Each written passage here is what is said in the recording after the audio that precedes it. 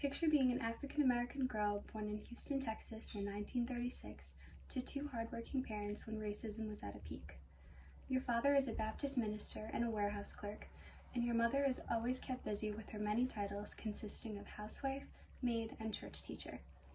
You attend a segregated high school, and one day, Edith Sampson, an American lawyer and soon-to-be U.S. delegate for the United Nations, came to career day at school and convinced you to be a lawyer someday.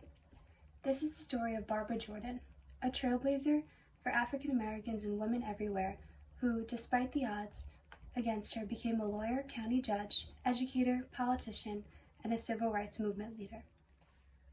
Barbara Jordan graduated from Texas Southern University in 1956 with honors and continued school to pursue a law degree at Boston University. She was one of the only two African American students in her class. Jordan passed both the Massachusetts and the Texas bar exams and returned to Houston to open her own law firm in the Fifth Ward. Barbara Jordan's professional career kicked off when she was hired to help with the John F. Kennedy campaign in 1960.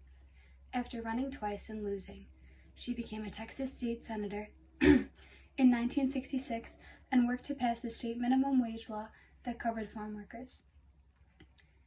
In 1972, Jordan ran for Congress as the Democratic nominee for Houston's 18th District and won, making her the first African American woman from a southern state to serve in the United States House of Representatives. In Congress, Jordan worked to promote women's rights and heavily supported the Equal Rights Amendment. She is most known for her speech at the 1974 Nixon impeachment hearing, which caused him to resign due to the Watergate scandal.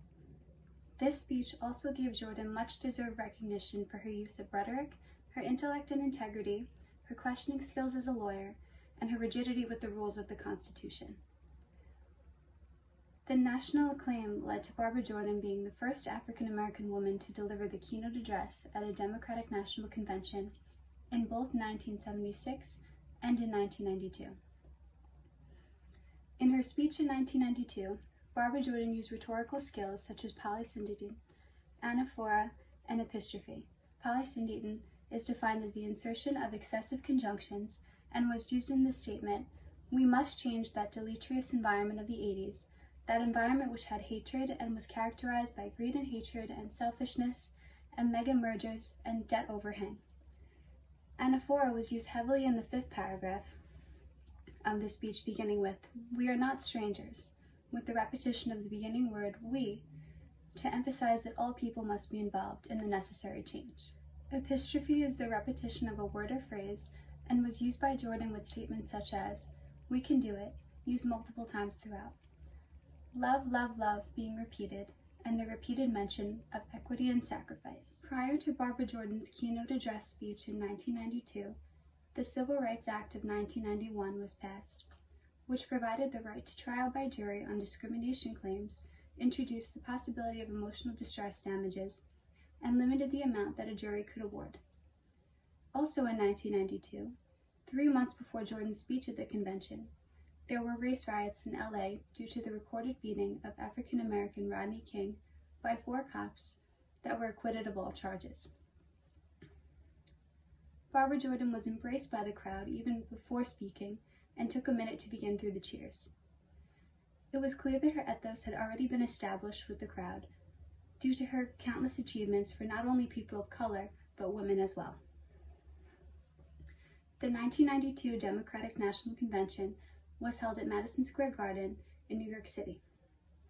Barbara Jordan's speech was given to aid in the election of Bill Clinton as President of the United States and to ensure that the American dream is not lost.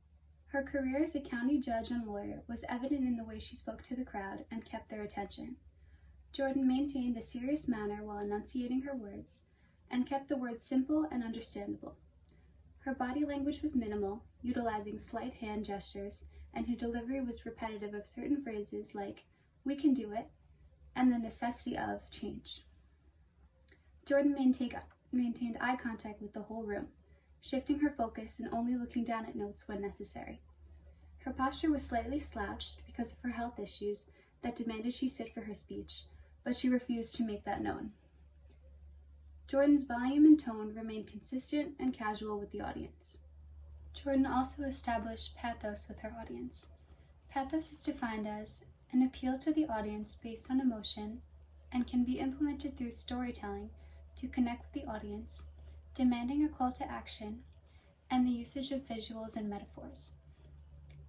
Barbara Jordan promotes a call to action within her audience by explaining the need for change in regards to policies for civil rights, education, and the environment. Jordan mentions the rising unemployment at the time and the sluggish economy, and how the environment can still be a top priority while also strengthening the economy. Jordan also gives real-life examples to relate to the audience and their concerns. The legacy of Barbara Jordan is that of a trailblazer who paved the way for African Americans and women. She was the first African American to hold a seat in state office, to preside over a U.S. legislative body, be a member of Congress, and to deliver 2 keynote speeches. She even taught at the University of Texas, the school that rejected her based on segregation laws. She served as the Lyndon B. Johnson Chair in National Policy at the School of Public Affairs, and the campus has had a statue in her honor since 2009. Even in death in 1996, Jordan broke barriers by being the first African American person to be buried in the Texas State Cemetery.